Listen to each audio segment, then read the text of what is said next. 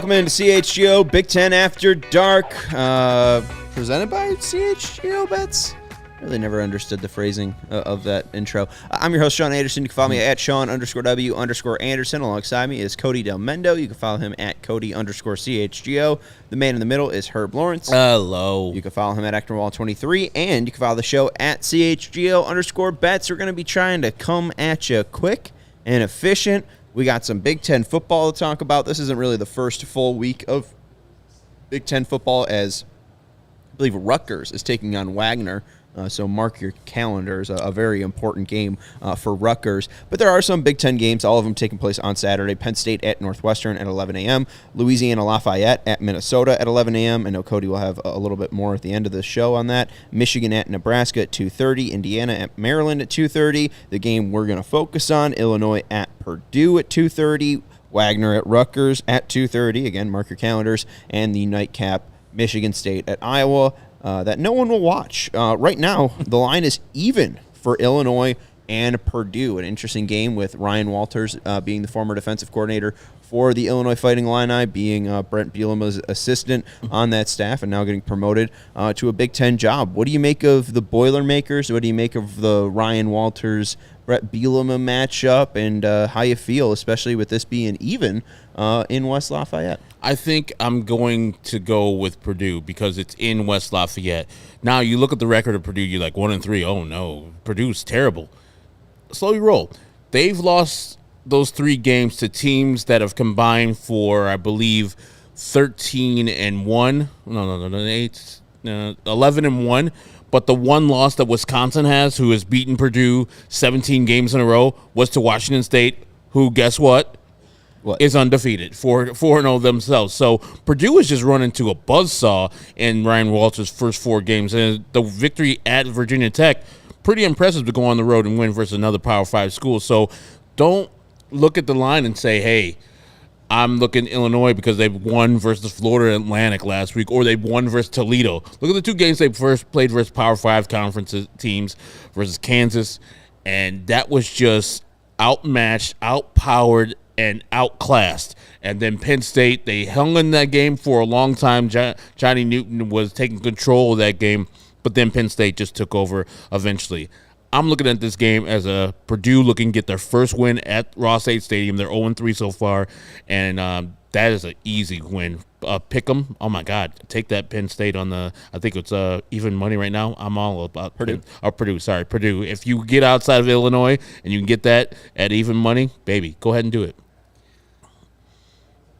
I feel like Purdue's a trap. Like, I'm not going to bet it, but I feel like Purdue's a trap. They were 6-point home underdogs last week against Wisconsin, and Wisconsin, I do think Wisconsin is significantly better than Illinois, but I didn't expect Wisconsin to go into West Lafayette and win 38-17. So I think that's a big reason why it's a pick 'em, basically.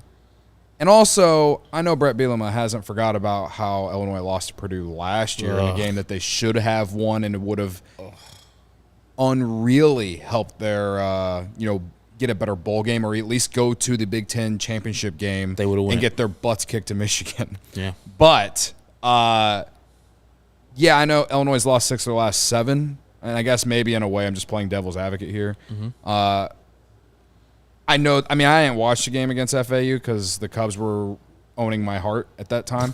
But there's something about how, the line doesn't make sense to me. I agree. The Purdue should be a bigger favorite here. Yeah. And the fact that it's a pick 'em, to me, yes, a little bit of my heart wants to lean Illinois, but also how does Illinois pick them here when they've only beat Toledo and Purdue? So from a gambling standpoint, I'm looking at it and I'm like, Purdue should be a bigger favorite here, and they're not, and Vegas sees something here.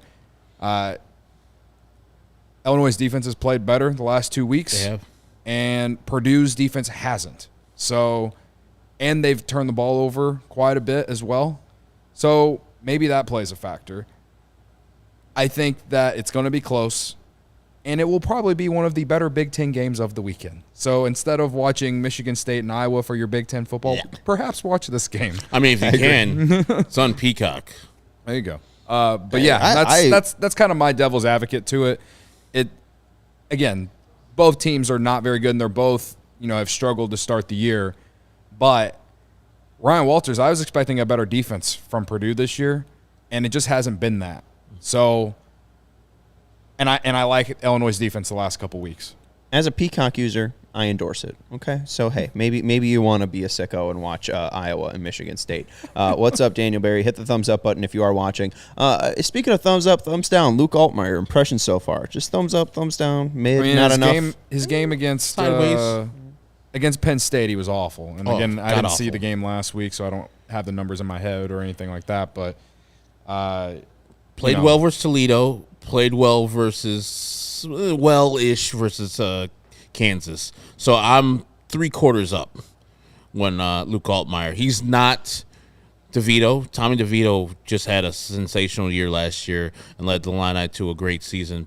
I don't think he's that guy, but he has a lot more athleticism than I expected him to have. I agree. And so I would expect Barry Lunny Jr., the offensive coordinator in Illinois, to have some more design runs for that guy because he can do the job. And with I think Reggie Love has been kind of injured and banged up, so they might have to go to more of their bench with some of the freshman running backs they had to do with lottery last week too. So I would love the quarterback to run a little bit more than he did. We're going to give out our best bets in just a second. Want to let you know, though, about our friends over at DraftKings Sportsbook. It is football season, and we got you covered on college and NFL football. And tonight there is the NFL matchup, and right now, oh boy, I didn't know I reset my password, and now it's getting me logged out. Oh, great. I'm logged out of my Gmail. Awesome. Well, DraftKings Sportsbook is where you need to go for your NFL betting, your college football betting. We're going to be giving out our best bets just in a second. Go to DraftKings Sportsbook, download the app. New customers sign up, deposit $5, place a $5 bet on any game, and get $200 instantly in bonus bets. And then you can take them and, hey, maybe you like a play specifically for Thursday Night Football. You can place $5, and then you get $200 in bonus bets to sprinkle around. Hey, maybe you like a certain college play. Maybe you're in Indiana and get to sprinkle a pick 'em on Purdue. There you go. Download the DraftKings Sportsbook app. Use code CHGO. Use code CHGO. When you sign up. The crown is yours. Okay. There's a very long disclaimer that I know I should read, but I cannot because I don't know my password to my Gmail. So there you go. Aiden Hutchinson should have a big game. Tonight? Yeah. Okay. With Bakhtiari out? Yeah. Should have a huge game. And I'm looking for the Detroit Lions to win that game in Green Bay, minus the 2.5. They're favored up there in Green Bay. I love it. I hate it. I'm taking the Packers. I hate it. I hate that I'm doing it, but I'm going to take the Packers to win tonight. I heard a stat recently about how most people assume that conference games go under. 49% of the time, conference games go under. Non-conference games, 51% of the time, go over. Shout out to Ralph Michaels for that stat. But also, usually, I think earlier in the season, it typically goes over. So I know 9-2. No, that's the typical thing about primetime on unders. Yep. The over's 45. It opened at 46.5. There's a boost on DraftKings Sportsbook. I'm going to bite my teeth or bite my tongue, whatever, grit my teeth. I think I'm probably going to use the 50% boost on over 45.5. Ooh, going I got against. Burned on a Thursday night before with the Eagles and Vikings. It was a non-conference game or a non-division game, but I'll go over. I just have a feeling You're due for one. You're due for one, or the league is due for an over on a Thursday, Sunday, or Monday night game. I think the Packers defense is all right, but Their also run defense sucks. But And if Bakhtiari's out, they might get decent field position to put up points. Yeah. So I think, honestly, if the Lions the get Lions up, defense sucks, too, with all the guys that they have out who are hurt. Gardner Johnson's on the IR, another guy they put on the IR last week, too. Then they somehow, some way, slowed down Atlanta's run defense or run offense that was dominating the first couple weeks of the year. So I don't know what to really expect from this game. Last 2 times those teams have matched up, it's gone under. It's been a defensive battle. I think a lot of it has to do with the fact that they just know each other pretty well because they play each other twice a year. And the rosters are pretty similar to last year outside of the quarterback. But, yeah, I mean, I think the Packers win. Home game, home underdog. They're getting Aaron Jones back, Christian Watson, and Jair Alexander is going to play. Good point. And Matt LaFleur's 16-4 against the spread as an underdog, 13-7 straight up. sounds like a man who's taking the Packers. Yeah, unfortunately, I am unfortunately for the second week in a row Big betting the Packers Packers. fan. Best college football bets, and then we'll get Cody to his baseball game. That sounds like you're playing in fall ball or something. Yeah, congratulations, Cody, on your little league team. And that was not a shot at the Cubs. I just meant that you are playing in Little League. College football bets that I have for Saturday: UGA to cover 7 in the first half against Auburn. Auburn doesn't have a quarterback. That's not good when you're playing the best team in college football. And then under 74.5 for USC Colorado. We saw Colorado put up 3 whole points against Oregon. I think that teams understand how to play against Colorado now. Colorado can't run the ball. You can rush 4, drop back 8, or that would be way too many men on the field. You drop back 7. That's 11. But you could drop back 7, focus on stopping Shador, and then also with no Travis Hunter, it's going to make it more difficult for him to move the ball. And, I think that USC is – we saw Oregon struggle to put up, all those points by themselves. I don't know if Colorado gets over 10 points. I think this team struggles again, and USC's got a tough game on the outlook. So they might win the first half. I'll just take the under 74.5, which was higher than the Oregon total that we just saw of 70. So, and they didn't get over that. All I will say is the people at University of Southern California need to realize that the Buffaloes are not in Wyoming based off the social media picture they posted of Caleb Williams riding a buffalo with the Yellowstone National Park behind him. Come on, be better than that. That's what I got to say about that game. There you go. As far as Big Ten games, because I haven't really got a chance to take a look at the rest of the slate as an update from the last couple of days, but I still love. You can still get Louisiana Lafayette plus 11. I love them against Minnesota. I gave that out a couple of days ago. And I think this week I am going to go back to the well though, and take the under for Iowa and Michigan State. I'm going back to the well. What's the under, 12? I mean, honestly. I mean, that has to be 36. 12 and a half. Oof. You just took a 36. 36 and a half. Out for you. Speaking of 36 and a half, I'm taking Sam Houston and whoever they're playing tonight, Jacksonville State, under 36 and a half. Wow. Both teams have bad quarterbacks. One team runs the ball a ton, and the other team is they're in the bottom 120. They've scored 10 points. They're one of the worst offensive teams at all of college football. It's going to be disgusting. And I hope that we put it on the other TV tonight. You have the control. Go over there and tell Luke, hey, we're watching Sam Houston State. If you want to feel disgusting, and if you love punts and field goal attempts, baby, you need to turn on Sam Houston.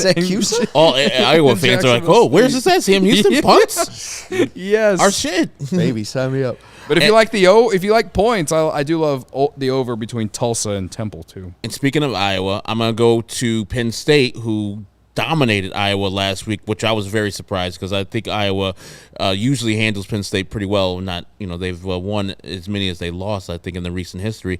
But Penn State's coming here to Evanston, and hell's coming to breakfast. 26 and a half. That's a lot. So I'm more I think that's good. I think they could do that, but I'm more on the over. I think the over is 46. So you can get that by Penn State alone. Will Northwestern score a point? I think they'll score a field goal because Pat loves to score garbage field goals at the end of games. Oh, I forgot Pat's not there. Did you not hear? Whoever the hell's coaching. Nebulous Northwestern coach likes to kick field goals at the end of games. Just to not be shut out like the Bears the other day versus the goddamn Kansas City Chiefs. They were surprising against Minnesota. Yeah. I gotta say. Ooh, So I'm not gonna touch that game. Well, I can't anyway since I'm not. Ben Bryant, who's the quarterback? The coach? No, the quarterback. Oh, Who's the kid that just let the comeback? It's not Tanner Morgan over there anymore, but yeah. Well, finally isn't graduated. Tanner Morgan Minnesota though? Yeah. Oh, he's talking about Northwestern's quarterback now. Yeah. Yeah, isn't but Northwestern's QB? I was like, damn, they got that kid. It's Clayton Thorson for the 18th year. No. Ben Bryant, yeah, Ben Bryant, and Ben Bryant was from. This is great. Cincinnati. He was Cincinnati's former quarterback. So I mean, like they have an actual like AAC level quarterback. That's decent for Northwestern. They're like the 18th best team in the Big 18. So there you go. That's gonna do it for Big Ten After Dark. Cody Delmendo's got a Cub game to watch. Go follow him at Cody_CHGO. That's Ecknerwall23. I'm Sean Anderson. You can follow me at Sean_W_Anderson. We'll talk to you later. Goodbye.